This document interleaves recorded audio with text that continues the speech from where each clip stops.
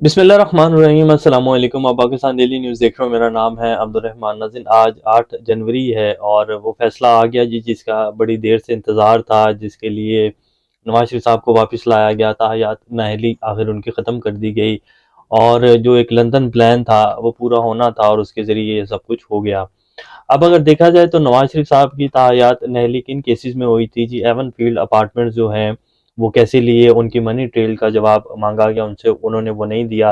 कतरी खत भी झूठा निकल आया और उसके बाद फिर उनको सजा हुई केसेस में और जुर्माने हुए। वो जुर्माने तो लाजमी बात है, जब केसेस खत्म हो गए तो सजा भी खत्म हो गई और जब सजा खत्म हो गई तो फिर ताहयात नहली भी खत्म होनी थी। तो बहरहाल जी आज सुप्रीम कोर्ट ने आर्टिकल 62(1)(f) के तहत सियासतदानों की ताहयात नहली जो है उसको कलअदम करार दे दिया है। इमरान खान साहब की रिहाई का हुक्म दे दिया गया जी। आज रोपकार उनकी जारी कर दी गई है। जज अबुल हसनाद साहब ने उनकी फौरी रिहाई का हुक्म दे दिया। क्या इमरान खान साहब रिहा हो पाएंगे, इस हवाले से कुछ तफसीलात हैं जो आपके सामने रखेंगे। किन किन लोगों के कागजात नामजदगी मंजूर हो चुके हैं, इस हवाले से कुछ नई डिटेल्स आई हैं, वो भी आपके सामने रखेंगे। बिलावल भुट्टो जरदारी साहब से जी आज अमरीकी सेनेटर डोनाल्ड ब्लूम की मुलाकात हुई है और इलेक्शन की सूरत हाल पर गुफ्तगू हुई है। वो तस्वीर भी आपकी स्क्रीन के ऊपर चलाएंगे। इस वक्त में पीपल्स पार्टी के साथ और बिलावल भुट्टो के साथ अमरीकी सफ़ीर की मुलाकात का मकसद क्या था। जैसे पहले भी हमने व्लॉग में जिक्र किया कि इमरजेंसी नाफिज हो सकती है और इलेक्शन मुलतवी हो सकते हैं, और ये मैं नहीं, बड़े बड़े सहाफ़ी जो हैं वो इस बात का जिक्र कर रहे हैं कि जी कुछ ना कुछ जो है वो बैकडोर चल रहा है। और जो सेनेट में उस दिन करारदार पेश की गई और फिर वो मंजूर भी हो गई, तो कुछ ना कुछ जो है पर्दे के पीछे कार्रवाई चल रही है। काशिफ अब्बासी साहब जो हैं वो इस टाइम इंटरव्यू ले रहे हैं बिलावल भुट्टो साहब का। उसमें बिलावल भुट्टो साहब जो हैं वो क्या फरमा रहे हैं इलेक्शन को मुलतवी होने के हवाले से, नवाज शरीफ साहब की चौथी बार वज़ीर-ए-आज़म बनने के हवाले से, तो वो भी डिटेल्स आपके सामने रखेंगे। इससे पहले अगर आप लोगों ने चैनल को सब्सक्राइब नहीं किया तो रेड बटन को प्रेस कर लें और बेल आइकॉन को भी प्रेस कर लें ताकि लेटेस्ट अपडेट्स आप लोगों को मिलती रहें और ये जो हमारा ताल्लुक है ऐसे ही जुड़ा रहे। अच्छा, अगर वीडियो पसंद आए तो इसको लाइक भी ज़रूर कर दिया करें। सबसे पहले जी सुप्रीम कोर्ट ने जो फैसला दिया है, आर्टिकल 62(1)(f) के तहत सियासतदानों की ताहयात नहली कलअदम करार दे दी गई है। 7 रुकनी बेंच जो है वो इस केस को सुन रहा था और उसके बाद फैसला सुनाया गया जिसमें 6-1 से फैसला सुनाते हुए ताहयात नहली कलअदम करार दे दी गई है। समीउल्लाह बलोच केस का फैसला रोल ओवर कर दिया गया है। जस्टिस याहिया अफरीदी जो हैं उन्होंने इस फैसले से इख्तलाफ किया और उनका इख्तलाफी नोट जो है वो भी सामने आ जाएगा 1-2 दिन में। तो ये जी फैसला सुनाया गया। अब इससे जो है जहांगीर तरीन साहब भी अहल हो गए हैं, नवाज शरीफ साहब भी ना अहल हो गए हैं। अभी तो फिलहाल जो है यही 2 बड़ी शख्सियात थी जिनके ऊपर नाअहली की तलवार ताहयात लटक रही थी।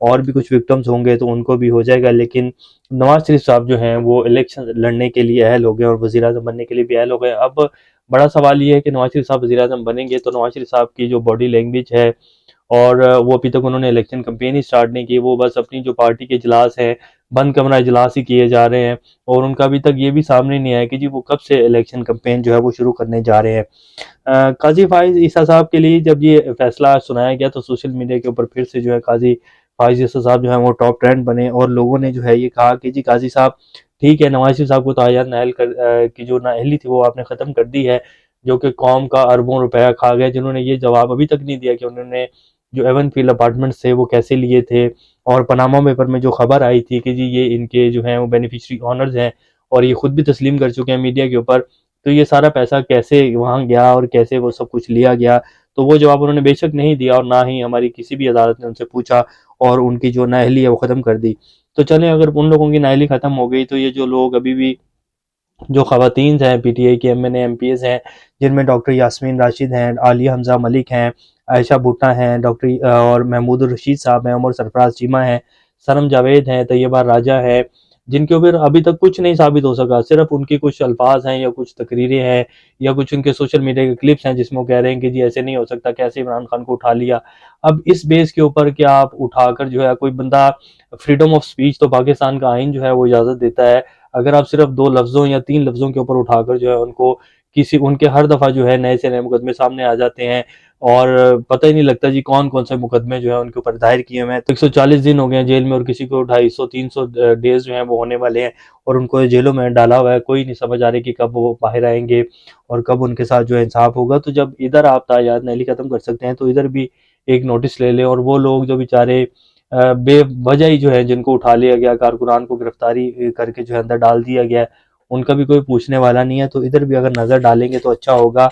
इधर तो बड़ा इस्लाम के हवाले दिए जा रहे थे और बताया जा रहा था कि इस्लाम में जो है वो मौत तक माफ़ी है, तौबा का जो है इस्लाम में कहा गया है हमें, तो फिर उन लोगों को भी माफ़ी देने चले अगर उनसे गलती हो ही गई है, जो कारकुनान या जो ख़वातीन को उठाकर बेवजह अंदर डाला हुआ है, तो उनको भी माफ़ी देने इस्लाम उनको भी माफ़ी का कहता है। तो बहरहाल ख़ैर ये एक ट्रेंड चल रहा है, तो हमने कहा हम भी ज़रा इसके हवाले से आपके सामने कुछ तफ़सीलात रख दें। इमरान खान साहब की साइबर केस के हवाले से जी रिहाई का हुक्म आज जो है वो रोक जारी कर दी गई है। जज अबुल हसनात साहब ने कहा कि जी फ़ौरन इमरान खान साहब को रिहा किया जाए और 10 लाख रुपए की मचलके जो है वो जमा करवा दें। अगर उनकी किसी और मुकदमे में गिरफ्तारी नहीं है तो उनको रिहा कर दिया जाए। उनकी गिरफ्तारी तो ऑलरेडी जी डली हुई है, तोशाखाना में भी है और 190 मिलियन पाउंड केस में भी है। वैसे उनकी गिरफ्तारी के हवाले से जो वकला टीम है इमरान खान की, वो कहते हैं कि इमरान खान साहब 15 जनवरी तक जो है वो आ जाएंगे और सुप्रीम कोर्ट में उनकी ज़मानत के हवाले से केस लगने ही वाला है। देखते हैं कि अब लग जाता है इलेक्शन से पहले या बाद में लग जाता है। वैसे काशिफ आइज़ा साहब की जिस तरह वो पीटीआई के लत्ते लेते हैं उनको देखा जाए, और जिस तरह आज भी उन्होंने जो है वो खुलकर उनको बात नहीं करने दी तौहीन अदालत वाले केस में, बेशक जो है उन्होंने सुना भी और उनके वो कह रहे हैं कि जी आप बताएं हम हुक्म कर देंगे, 70-78% आप लोगों के कागजात नामजदगी जमा हो गए हैं। ठीक है, उनके हवाले से भी पीटीआई के भी जो तहफ़्फ़ुज़ात हैं वो भी ठीक है, लेकिन जो काजी फ़ाइज़ साहब की भी बात है वो भी ठीक है कि पीटीआई की जो वकला टीम है वो जो भी सवाल करते हैं कि जी लाएं जी आप मुझे कॉपी दिखाएं या आपने जो इलेक्शन कमीशन को दरखास्तें जमा करवाई वो दिखाएं, लिस्ट दिखाएं, तो वो कुछ भी नहीं होती पीटीआई के वकला के पास। पता नहीं तैयारी कैसी करके जा रहे हैं पीटीआई के वकला, तो उनकी भी बहुत सारी कोताहियां हैं। ठीक है, काजी फाइजा साहब आपको बात नहीं करने देते, लेकिन वो ये तो नहीं कह रहे कि नहीं जी आपने बात करनी नहीं है, आप बिल्कुल खामोश होकर खड़े रहें। आपसे बात हो ही नहीं पा रही, आपके पास जो वो चीज़ मांगते हैं वो होती नहीं है। तो पीटीआई की वकला की तैयारी भी को खास ठीक नहीं है, इसलिए वहाँ जो है वो फिर सियासी बातें करने लग जाते हैं। तो सियासी बातें तो वो ठीक कहते हैं कि जी आप यहाँ सियासी बातें नहीं करने, आप मुझे कागज़ दिखाएं, आपने जो दरखास्तें दी हैं वो दिखाएं, आप जो इल्ज़ामात लगा रहे हैं वो दिखाएं। तो वो फिर जो है वो कहते हैं कि जी वीडियोज़ हैं, तो वीडियोज़ वो कहते हैं वीडियो ने तो हम नहीं चलने देंगे और सोशल मीडिया को देखकर तो हमने यहाँ फैसले नहीं करने हैं। तो वो बात तो काजी फाइज़ ईसा साहब की भी ठीक है। बहरहाल खैर ये जी सूरत हाल है। चौधरी परवेज़ इलाही साहब के जी कागज़ात नामज़दगी और उनकी अहलिया के कागज़ात नामज़दगी जो है वो रिजेक्ट कर दिए गए हैं। अली अमीन गंडापुर के कागज़ात नामज़दगी मंजूर हो गए हैं और वो इलेक्शन लड़ने के लिए अहल हो चुके हैं।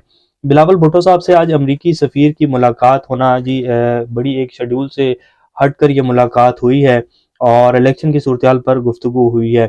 अमेरिका क्यों चाहेगा कि पाकिस्तान में इलेक्शंस ना हों? क्योंकि अमेरिका को नज़र आ रहा है कि इलेक्शंस होते हैं तो इमरान खान आ जाएगा, और इमरान खान आ जाएगा तो बात तो फिर वहीं खड़ी है और वो रिजीम चेंज भी वहीं खड़ा है, अमेरिका का साइफर भी वहीं खड़ा है।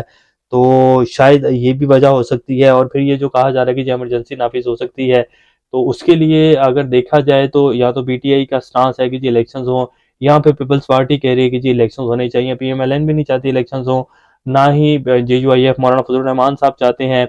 हाँ, जमात इस्लामी मौलवी सिराजुल हक साहब जो हैं उन्होंने कहा है कि जी इलेक्शंस 8 फरवरी को ही होने चाहिए। बाकी मोस्टली जमातें जो हैं वो ये चाहती हैं कि इलेक्शन मुलतवी ही हो जाएँ तो ठीक है, क्योंकि इस टाइम जितनी इमरान खान की और पीटीआई की मकबूलियत है, हमारी जो कुछ बची-कुछ सीटें हैं वो भी हमें नहीं मिलेंगी। तो बहरहाल ये आज उनकी मुलाकात हुई है डोनाल्ड ब्लूम साहब से। तो देखते हैं, बहरहाल इलेक्शन मुलतवी करने से जी हालात में बेहतरी नहीं आएगी और ना ही निज़ाम में बेहतरी आएगी और ना ही इस्तेहकाम आएगा। इलेक्शंस ही वाहिद हल है पाकिस्तान को आगे लेके जाने के लिए। काशिफ अब्बासी साहब ने इंटरव्यू में बिलावल भुट्टो साहब से सवाल किया, क्या नवाज शरीफ सिलेक्टेड हैं? तो उन्होंने कहा कि जब अभी इलेक्शन नहीं हुए हैं, इलेक्शन के बाद ही बता सकता हूँ कि सिलेक्टेड हैं या नहीं है। पीपल्स पार्टी हर इलेक्शन में किसी न किसी लाडले का मुकाबला करती आई है। हम तो कहते हैं कि यह लाडलाइज्म जो है बंद होना चाहिए। बुजुर्ग सियासतदानों की सियासत बहुत हो चुकी है। अब हम और कितनी देर यही सब कुछ सुनते रहेंगे कि निज़ाम है, क्या करें, निज़ाम की तब्दीली चाहते हैं, कब चेंज करेंगे हम लोग? तो उन्होंने आज बड़ी सीधी-सीधी जो है कुछ बातें की हैं। फिर उन्होंने कहा, सवाल किया काशिफ वासी साहब की तरफ से कि मियाँ साहब चौथी बार वज़ीर-ए-आज़म बन जाएँगे। तो उन्होंने कहा कि आपको मियाँ साहब का फेस देखकर लगता है कि वो चौथी बार वज़ीर-ए-आज़म बन जाएँगे? वो तो हँसना ही भूल गए हैं, और क्या चौथी बार जो वज़ीर-ए-आज़म बनता है, उसका फेस ऐसा होता है और उसकी जो है उनका तो मुँह ही उतरा हुआ है, चेहरा उतरा हुआ है उनका। मुझे तो नहीं लगता कि वो चौथी बार वज़ीर-ए-आज़म बनेंगे, और फिर जो चौथी बार वज़ीर-ए-आज़म बनना चाहता है कि वो अपनी इलेक्शन कैंपेन ही नहीं करेगा। तो काशिफ वासी साहब ने कहा कि इसीलिए तो वो कर नहीं रहे, उनको यकीन है कि उन्होंने चौथी बार वज़ीर-ए-आज़म बन जाना है। तो उन्होंने कहा कि नहीं, ऐसा नहीं होगा और लगता नहीं है कि ऐसा होगा। इलेक्शंस होंगे तो पता चलेगा कि कौन वज़ीर-ए-आज़म बनेगा और कौन नहीं बनेगा। फिर उन्होंने कहा कि इलेक्शंस के क्या मुलतवी होते नज़र आ रहे हैं आपको? तो उन्होंने कहा नहीं, अभी तक तो इलेक्शंस नहीं मुलतवी होंगे और इलेक्शंस 8 फरवरी को ही होंगे, और जो सेनेट में करारदाद पास की गई है उसकी कोई ख़ास अहमियत नहीं है। तो ये जी सूरत हाल है इस टाइम की।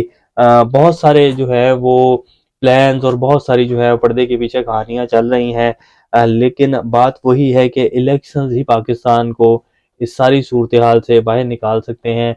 बाकी जितने प्लान पहले 2 साल पहले बनाए गए और पिछले 16 माह में जो जो कुछ किया गया है, क्या मुल्क उन सारे प्लान्स की वजह से संभल पाया है? क्या मैशियत जो है वो संभल पाई है? क्या इस्तेहकाम आ पाया है? तो ऐसा नहीं हो सकता।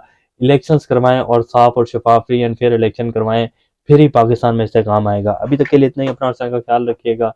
अल्लाह हाफिज़।